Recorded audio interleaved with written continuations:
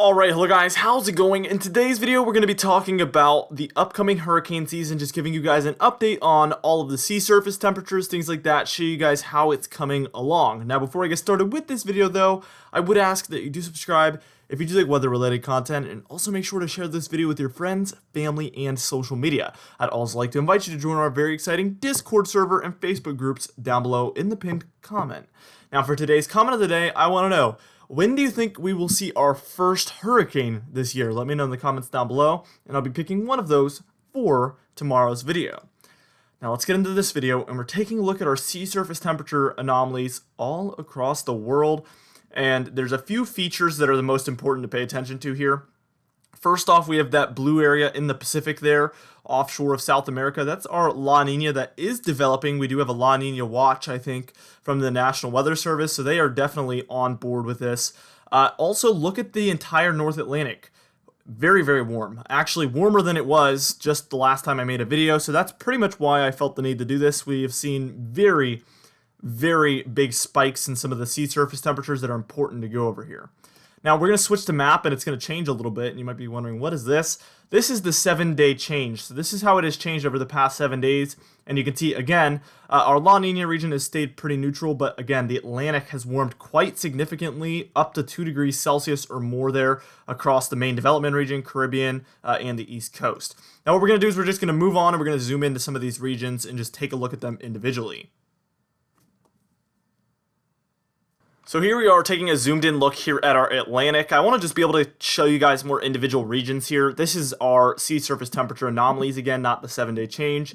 So as you can see, we are definitely very warm there in our main development region, first off, which is going to be in between areas like Dominican Republic and Haiti, and then you take that eastward all the way to Africa. You see there's a lot of yellows and oranges in there. That is where usually we see a lot of hurricanes and tropical storms come from and enter our Caribbean areas or curve up north. Either way, they're going to have a very easy time developing because they have warm waters all across the board here. Up and down the East Coast, storms are going to have an easy time remaining strong or even developing further because we can see we have much above average sea surface temperatures there. Over the Caribbean, same story. We have the oranges, which is going to be anywhere from about 1 to 2 degrees Celsius above average, which you might be thinking, that's it, but that's a big difference. The Gulf is near normal. It's warmer than normal in some areas, below normal in some other areas. However, the Gulf is one of the warmer areas in the Atlantic, so really, even near normal is going to be sufficient for these storms to develop quite significantly, so I'm not too worried about that. Here's the 7-day change, just so you can see how things have been progressing. And that main development region is the one that has warmed the most, as you can see, where we have lots of reds and oranges especially. The Caribbean has pretty much stayed neutral. Some areas have warmed a little bit. Some areas have cooled down near Florida and the Bahamas. And then the East Coast there, we've seen some warming to the south, and then off the New England coast, a little bit of cooling, but really storms aren't expected to develop there off the Northeast coast as it is anyway. The Gulf has stayed quite neutral as well. Alright, now what we're going to do is we're going to move on and take a look at some graphs for all of these different sea surface temperature regions. It's going to be very telling about what's going on. We're going to take a look at how this hurricane year has gone so far, and even give you guys an insight into when we think the tropical season could become hot once more. Alright, now here we are taking a look at our Niño 3.4 index, and you might be wondering, what in the world does that mean? Well, this is actually the area where we measure the El Nino or La Nina, so this is the most important graph here for our developing La Nina, and as you can see, it's been warming for quite a while, pretty significantly, but it has gone back down towards neutral, and it's dipping once more. Again, we do have a La Nina watch, so we are on the lookout for a La Nina to develop either way. There's just been some bumps in the road, and this is to be expected. We do see these curves up and down where it really can't get its act together, but eventually it'll finally give in, and we will see this one develop quite significantly. Another thing I want to point out here briefly is this is our Niño 1+2 index, and this isn't the one they use to measure official La Niñas or El Niños. However, this is closer to the South American coast, and as you can see, this one is well down on the graph. This is pretty much dipping towards the bottom of the graph, where we're about 2 degrees below average for these regions, 1.835 actually to be specific.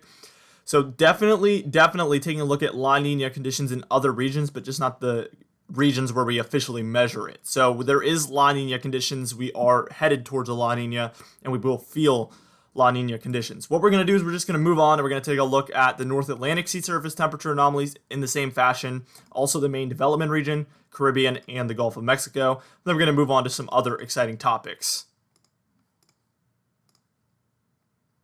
All right, now here we are, first off, taking a look at our North Atlantic sea surface temperature anomalies here. As you can see, this is a measurement basically of the entire North Atlantic, and it's been going up and down, but it is definitely going back up now. It's towards neutral, and this measurement isn't as important because this is taking into consideration areas near Greenland, Europe, areas that are going to be insignificant. So I just wanted to show you guys that this is headed back towards neutral. Let's get a little bit more specific where this is going to become more important. Here's the most important region of the entire hurricane season, the Atlantic MDR, or better known as Main Development Region, sea surface temperature anomaly. Look at how this one has just been absolutely spiking upward, and I mean, this one is just significantly heating up. Each dot, I think, indicates a day, so we have seen this one just climbing the ladder here. We're seeing the warmest values we've seen so far. This one is looking significantly warmer than it did just about a week ago, where it was just neutral. Now we're headed back towards about a degree above average. This is a significant development, and this is going to greatly influence our hurricane season. Let's look at the Caribbean as well, and we've seen a very similar spike here towards the end of the graph, where this one is just climbing the ladder, like I said before. This is very significant, and this is going to play a big role in the hurricane season. These things are leading me to believe this season will be hyperactive, like I've said before, only increasing my confidence in those predictions. And then here's the Gulf of Mexico, which has been close to normal, about half a degree above average. So again, this is a region that, though it could go above average or below average, this is one of the warmer regions of the Atlantic. And even if it's around neutral, that is going to be sufficient for a lot of tropical activity. That's what we see year in and year out with this Gulf of Mexico region. I am not worried about this region whatsoever as far as not seeing tropical activity. I think we are going to see a normal or above normal amount for this region. First off, storms are going to have an easier time entering this area because they're going to be dealing with warmer waters beforehand. And also, we're a little bit above normal or near normal, which again is going to be sufficient for tropical activity. All right, now what we're going to do is we're going to move on. We're going to take a look at basically how this hurricane season has gone so far. We're going to take a look at some pretty interesting developments over Africa, which is going to be important heading into our hurricane season, the peak of it at least.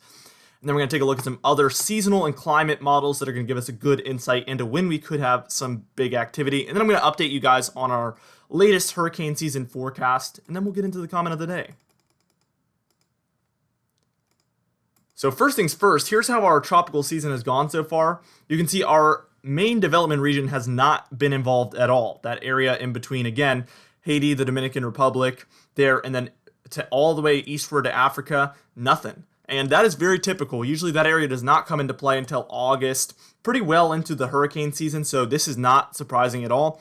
But that is an area that is going to become a huge factor moving forward. Again, from August to about September, October, November, that area becomes much more involved with the development of tropical activity. So we are going to start to need to be paying attention to that, because August 1st is usually when we start to see that area come into play. That's only about 12 days away or so. So let's go ahead and move on. This is basically our pressure. So yellow and the H's indicate an area of high pressure, but the yellows indicates higher pressure. The blues indicate lower pressure than what is normal. So as you can see, this is actually for the time I'm making this video. You can see pretty much there in Africa, we have a lot of yellows or neutrals. So pretty normal for this time of year, which again, pretty much means no storms coming off of Africa and into the Atlantic. As we move towards, this is for July 24th, that's going to be a Friday. So about 6 days away from the time I'm making this video, we start to see a lot of blues in a lot of areas of low pressure. This is going to allow the opportunity for potentially some storms to make their way into the Atlantic from Africa. This isn't a guaranteed. They would need to move westward from this point and then cross the Atlantic. This is just a key sign that we're kind of getting towards that time of year where we're going to need to start watching Africa and the coast offshore there. Now, what we're going to do is take a look here at our hurricane season forecast, our most recent one at least. As you can see, that green area indicates our main development region. Tropical waves will have a much easier time developing in this region, again, because we have much above normal sea surface temperatures, even more above normal than the time I made this map. So I'm much more confident in that than I was before even. This red area, rapid development, could see many storms become major hurricanes within this area. Very warm temperatures there. The purple area is a wild card, but so far that has been the most active area of our entire hurricane season there offshore of the East Coast, which is kind of interesting, to say the least. It might not stay that way, though.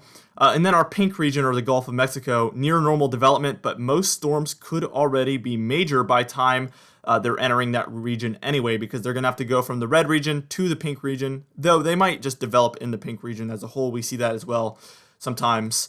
Anyway, for today's comment of the day, I asked you guys, how many tornado warnings have you had so far this year? And Kenneth Russ said, we've had 3 tornado warnings so far. Oddly enough, all 3 were in 1 month. He didn't say which month that was. I would guess April or May, though. Very interesting there. And I think that's the most anybody commented.